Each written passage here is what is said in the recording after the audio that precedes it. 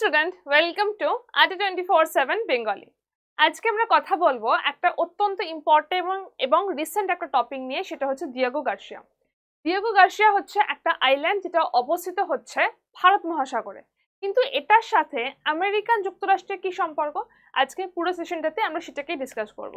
এবং এটার সাথেও আরেকটা জিনিসের ডিসকাশন হবে, সেটা হচ্ছে এই যে আমেরিকান যুক্তরাষ্ট্রের এই একটা জায়গা ডিয়েগো গার্সিয়া বা আমেরিকান যুক্তরাষ্ট্রের একটা মিলিটারি বেস ক্যাম্প, সেটা কি করে ভারত মহাসাগরে অবস্থিত।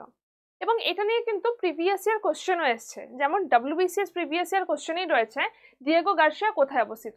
তো আজকে পুরো সেশনটা কিন্তু তোমাদের দুটো দিক থেকে ভীষণভাবে হেল্প করবে। একটা হচ্ছে জিও পলিটিক্স বোঝার জন্য, এবং আরেকটা WBCS বা মিসলেনিয়াস এই ধরনের এক্সামের জন্য। তো যারা যারা ক্লাসে আছো, লিঙ্কটাকে কিন্তু প্লিজ একটু শেয়ার করে দিও তোমাদের যতগুলো গ্রুপ আছে সবকটা গ্রুপে। ফার্স্ট অফ অল, ইউএস এর 47th প্রেসিডেন্ট হয়ে গেছেন ডোনাল্ড ট্রাম্প, এবং 2025 জানুয়ারি মাসে তার শপথ গ্রহণ অনুষ্ঠানটা হবে। এবং জো বাইডেন তিনি বলেছেন, তিনি অ্যাসিওর করেছেন যে এই যে শপথ গ্রহণ অনুষ্ঠানটা সেটা যেন স্মুথ ভাবে হয়ে যায়, সেটার দিকে তিনি খেয়াল করবেন।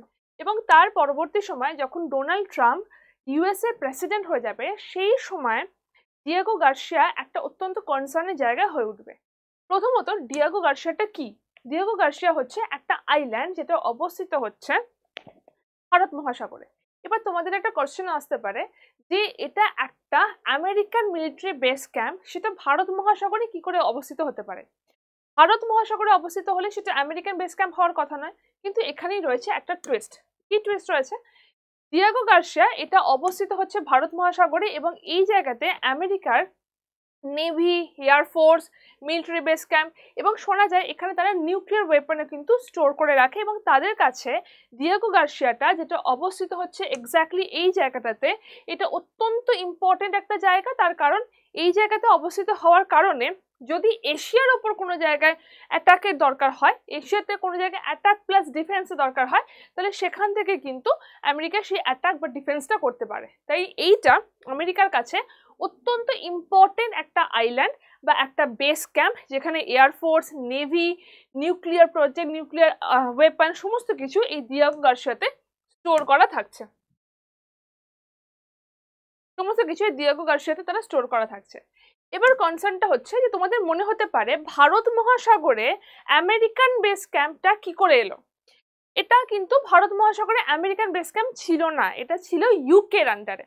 ইউকের আন্ডারে এই আমেরিকান এই ডিয়েগো গার্সিয়াটা ছিল, কিন্তু তার এবং ইউকের সঙ্গে যেহেতু ইউএস এর একটা খুব ভালো একটা সম্পর্ক রয়েছে, রাজনৈতিক সম্পর্ক খুব ভালো রয়েছে, সেই কারণে ইউএসএ কে ইউকে এটা একটা চুক্তির মাধ্যমে ব্যবহার করতে দেয় যে ঠিক আছে এটা আমাদেরই জায়গা, বাট ঠিক আছে তোমাদের সাথে ডিল করে তোমরা এটাকে ইউজ করতে পারো তোমাদের দরকার অনুযায়ী। তার কারণ ইউকে এবং ইউএস এর মধ্যে এই রিলেশনটাই, এই ডিলটা খুব বেশি ভালো রয়েছে।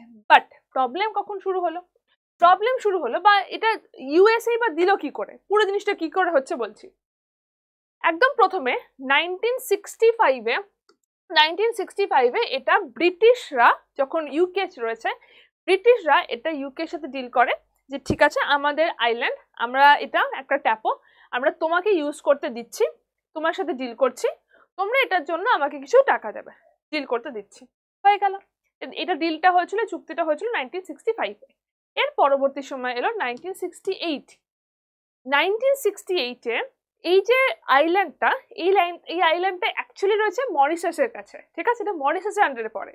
এবং 1965-এ যখন ডিলটা হয়েছিল তখন মরিশাস একটা কলোনিয়াল কান্ট্রি ছিল, ঠিক আছে, তাই জন্য ব্রিটিশরা যা বলছে সেটাকেই শুনতে হবে, সেটাই হচ্ছে, ঠিক আছে।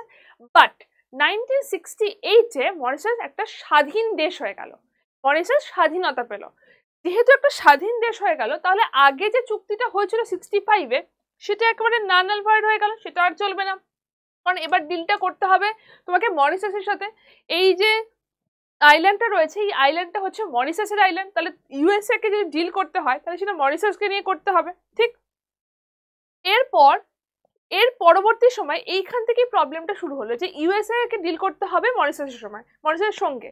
এবং এর পরবর্তী সময় আবার ডিলটা হলো মরিশাসের সঙ্গে, আবার ডিলটা হলো, এবং ডিল এটা হলো যে ঠিক আছে মরিশাসের জায়গা ইউএসএ ইউজ করতে পারে, টাকাটা মরিশাসকে দিতে হবে, ঠিক আছে, যে টাকাটা আসে তুমি এটা লিজ নেওয়ার মতো ইউজ করো এবং যে টাকাটা আসছে তোমরা সেই টাকাটা মরিসাসকে দিয়ে দেবে। এই ডিলটা রয়েছে। এবার এখন যে প্রবলেমটা হচ্ছে সেই প্রবলেমটা হচ্ছে কি, যে এটা এটা ইউএস এর জন্য একটা অত্যন্ত ইম্পর্টেন্ট বেস ক্যাম্প। এবার সেখানে যদি কেউ এসে মনে করে যে না ঠিক আছে আমি আর ডিল করবো না, আমি ডিল ভেঙে দিচ্ছি, আমার আর লাগবে না, এরকম করলে চলবে না।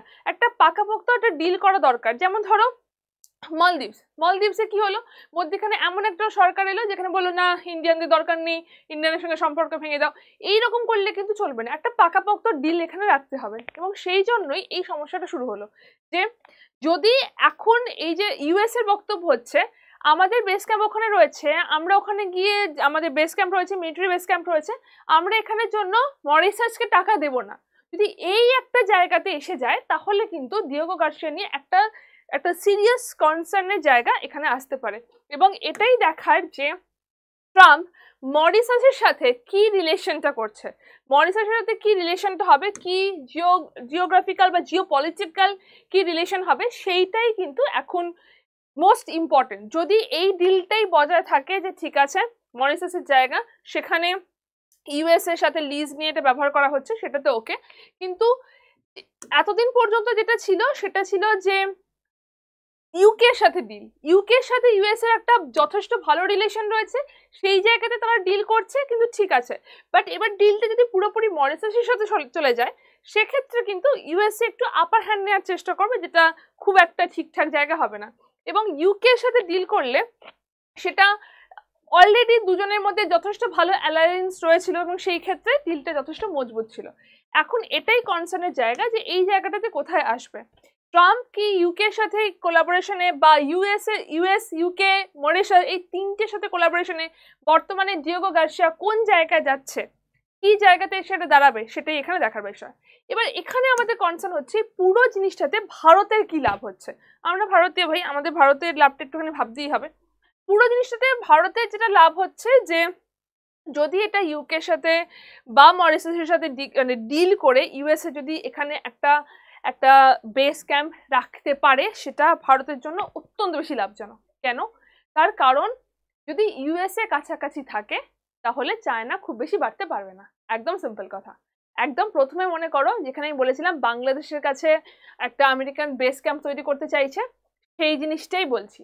বাংলাদেশের কাছে যদি আমেরিকান একটা বেস ক্যাম্প তৈরি করতে চাইতো, সেখানে আমেরিকান বেস ক্যাম্প থাকার জন্য ভারতের যেমন লাভ হতো, এখানেও ঠিক তাই হচ্ছে। যদি ভারত মহাসাগরে বা ভারতের কাছে এই বেস ক্যাম্পটা থাকে তাহলে আমেরিকা একটা জায়গাতে বিলং করবে এবং সেখান থেকে আমেরিকার একটা হোল্ড থাকবে। চায়না এশিয়ার মধ্যে হলেও খুব বেশি বাড়াবাড়ি করতে পারবে না, তার কারণ আমেরিকা এখানে সাথে থাকবে। এই হচ্ছে পুরো সিনারিও। এখন দেখার বিষয় যে ডোনাল্ড ট্রাম্প এসে মরিসাস এবং ইউকের সাথে ডিয়েগো গার্সিয়া নিয়ে কি ডিল করে, এই ডিলটার ওপর কিন্তু অনেক কিছু অনেক ইকুয়েশন নির্ভর করছে। ওকে, চলো আজকে এই পর্যন্তই রাখছি আজকের সেশনটা। আই হোপ এটা তোমাদের ইনফরমেটিভ লাগলো। যদি ইনফরমেটিভ লাগে তাহলে অবশ্যই সেশনটাকে লাইক করে দিও, শেয়ার করে দিও এবং কমেন্ট করে জানিও যে তোমরা নেক্সট কোন টপিকে এই ধরনের ক্লাস দেখতে চাও। ভালো থেকো, টাটা।